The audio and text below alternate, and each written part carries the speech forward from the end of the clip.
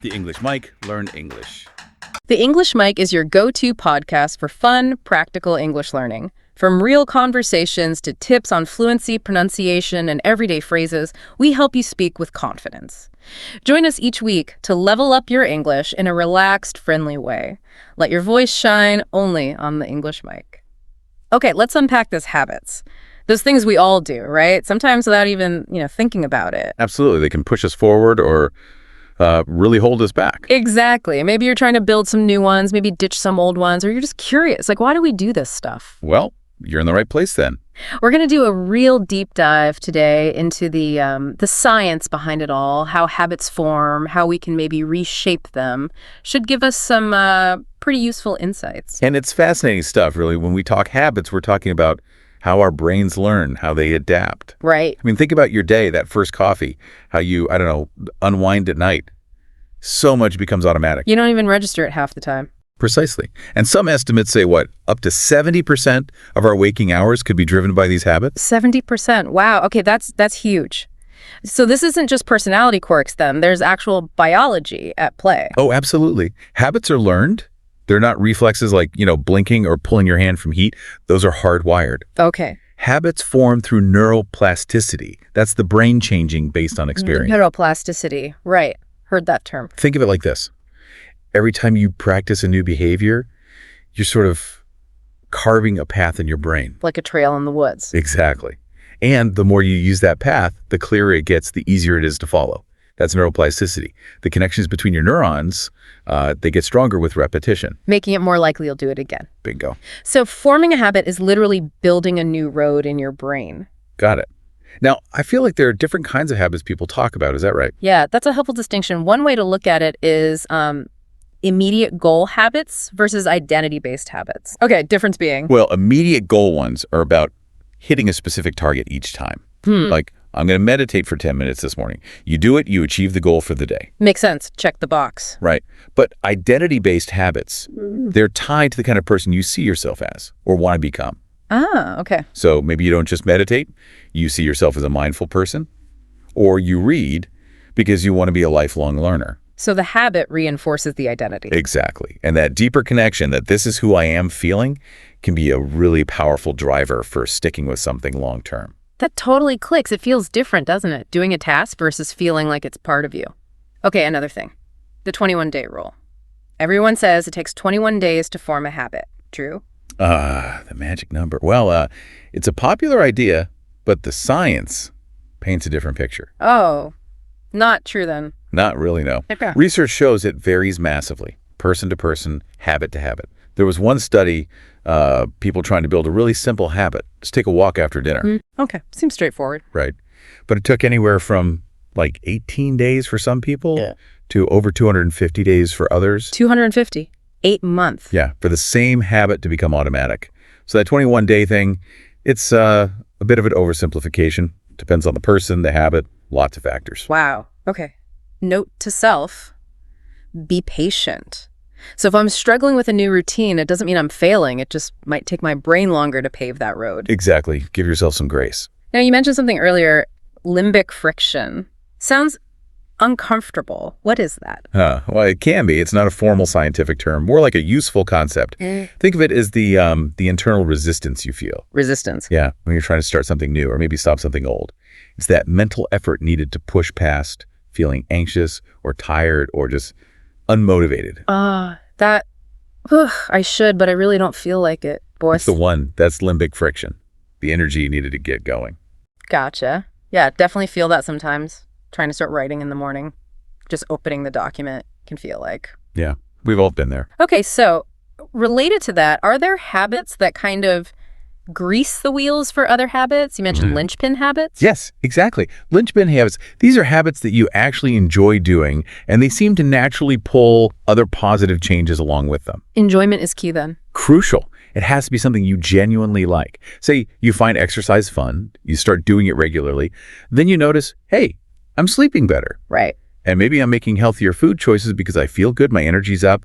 So that one enjoyable habit makes these other maybe less initially appealing habits feel easier. Like knocking over the first domino in a good way. That's a perfect analogy. It sets off a positive chain reaction. Cool. Find the fun domino. Okay, so we know what habits are, roughly how they form. Hmm. How do we know when one is actually, like, strong? How do we measure that? Good question. We could look at it through sort of two main lenses. First, context dependence. How reliably do you do the habit in different situations? If it's strong, you'll probably do it whether you're home, away, stressed, relaxed. Yeah. It's less tied to one specific place or mood. Okay, it travels well. Right. And the second lens is that limbic friction we talked about. How much mental effort it takes. Exactly. Lower friction means a stronger, more automatic habit. Less, more just do it. So the goal is automaticity, making it run on autopilot. That's the ideal, yeah. Automaticity is when those brain circuits involved can just run the program, execute the behavior with a much less conscious effort. Like your brain built a super efficient shortcut. Precisely. Autopilot for the good stuff. I like the sound of that. Okay, so how do we get there? What are some practical, science-backed ways to actually build these new routines? Okay, tools. One powerful one uses something called procedural memory. Procedural, like how-to memory. Exactly. It's your memory for sequences, for steps involved in doing something. And here's the trick. Just mentally walking through the specific steps of your new habit. Just thinking about it. Yeah, vividly imagining the sequence can significantly boost the chances you'll actually do it regularly. Huh. Why does that work? Well, this mental rehearsal engages parts of your brain like the hippocampus and neocortex. It's like you're priming the pump, preparing the neural circuits for the real action. Like rehearsing a speech in your head makes the delivery smoother. A mental dry run for habits. Okay, that's cool. What's the deep science there? It ties into Hebbian learning, the idea often summed up as neurons that fire together, wire together. Right, heard that one too. When you mentally simulate the habit, you're activating those specific neural pathways. Doing that repeatedly, even just in your mind, strengthens the connections between those neurons. Making them more likely to fire together later. Exactly. There are also specific receptors, NMDA receptors involved, that help lock in these connections when neurons get strong, consistent signals, like from practicing, physically or mentally. So picturing it actually helps wire it in. Neat. Okay, what else is in the toolkit? You mentioned task bracketing. Yes, task bracketing. This relates to how our brain sort of frames a habit, puts bookends on it. Bookends. Yeah, there's a specific brain area, the dorsolateral striatum, or DLS, part of the basal ganglia. Okay. It gets really active right at the beginning and right at the end of a habit sequence. Ah, so it marks the start and finish. Exactly. It's like your brain's bookmarking system. So if you consistently start your habit with a specific cue and maybe end it with a little routine, you're creating strong bookmarks. Telling your brain, okay, habit time starts now. Yeah. And now it's done. Precisely. And that helps make the habit less dependent on, say, the exact time of day and more linked to that starting cue and the feeling of completion. So it's the whole package, the cue, the habit, the little wrap-up routine. Interesting. How does timing fit in then? People often say, do it at 7 a.m. every day. Is that the best way? Schedules can definitely help, especially early on, just to build awareness, but the biology suggests something potentially more powerful long-term. Which is anchoring the habit, not just to a time, but to a particular state of your brain and body. State, like energy level, focus. Exactly. Your alertness, your focus, your energy. These fluctuate naturally throughout the day because of our internal biological rhythms.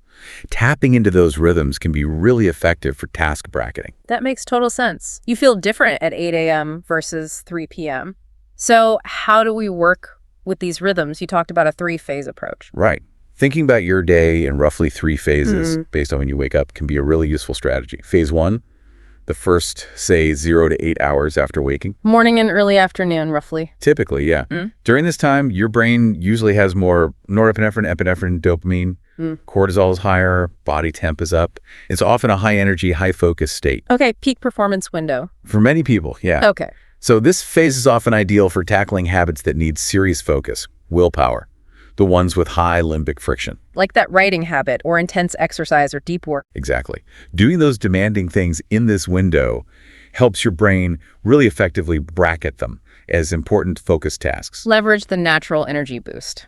Got it. What about phase 2? Phase 2, maybe 9 to 14 or 15 hours after waking, so afternoon into evening. Yeah. Here, those initial activating chemicals start to dip a bit. Serotonin might rise.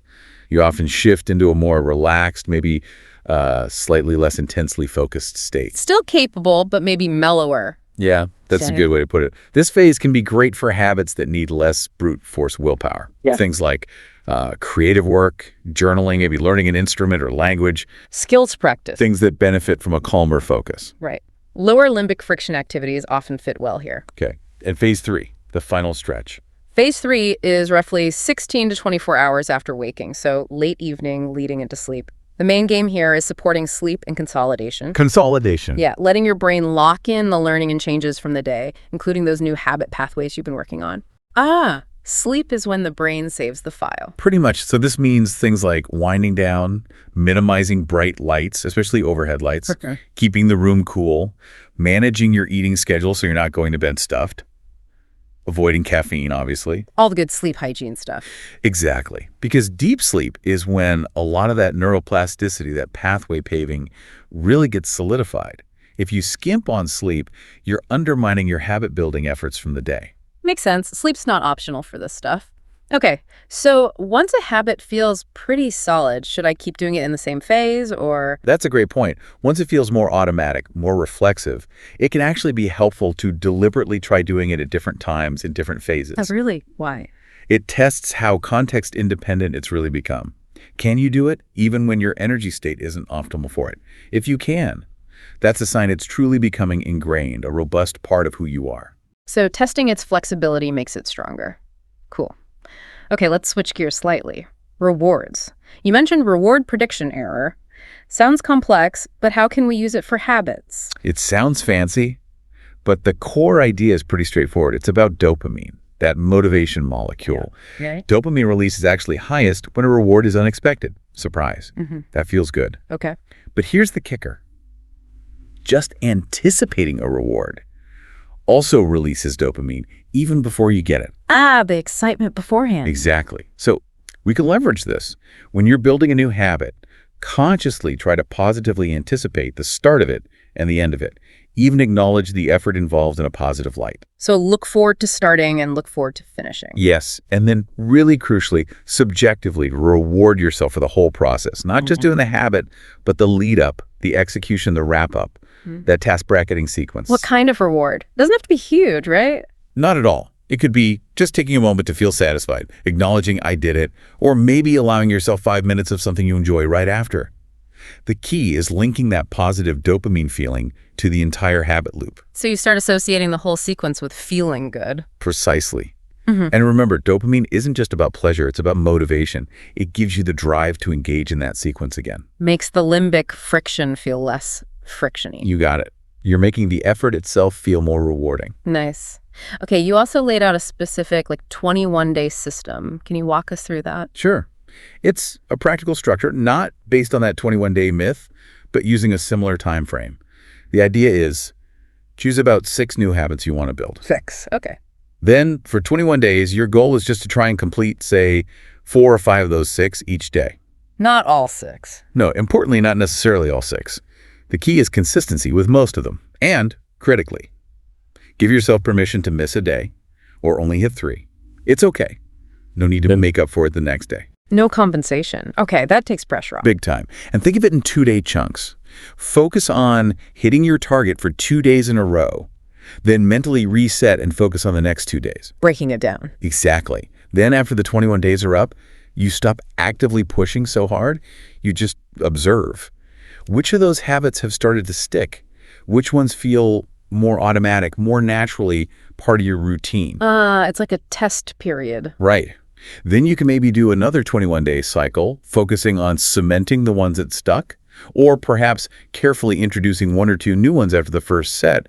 Feels pretty solid. I like that. It acknowledges the effort, builds in flexibility, and has a clear way to see what's actually working. Yeah, it seems to work well for a lot of people. Okay, fantastic for building good habits. But the flip side, getting rid of the bad ones, that often feels way harder. Oh, it definitely can be.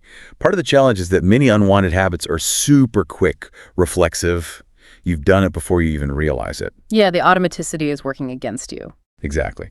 Now, having a good foundation helps managing stress, good sleep, decent nutrition, positive routines. These make you generally less likely to fall into bad habits and more aware when the urge strikes. Set you up for success. Right. But on a brain level, Breaking habits involve something called long-term depression, LTD. Not feeling sad, but Weakening connections. precisely. Weakening the links between the neurons driving that unwanted behavior. LTD happens when neuron A fires, but neuron B, which it's connected to, doesn't fire within a certain window. Okay, so you want to disrupt the signal chain. How do we do that for a bad habit? Well, research looking at interventions found that simple reminders or notifications often don't cut it long-term. Punishment can work, but it's tricky to apply consistently yourself. Right. Most promising street release seems to be this: immediately after you perform the unwanted habit. The moment after you slip up. Yes. Bring conscious awareness to it. Oops, I just did that thing again. And then, critically, engage in a replacement behavior. A different action. Right away. Right away. So say your bad habit is mindlessly checking your phone during work. You catch yourself doing it. Instead of just feeling bad, you immediately put the phone down and deliberately turn your attention to a specific work task you had planned. Or maybe stand up and stretch for a minute, whatever your pre-decided replacement is. So it doesn't have to be the opposite of the bad habit? Not necessarily. It just needs to be a different, deliberate action that you perform right after the unwanted one.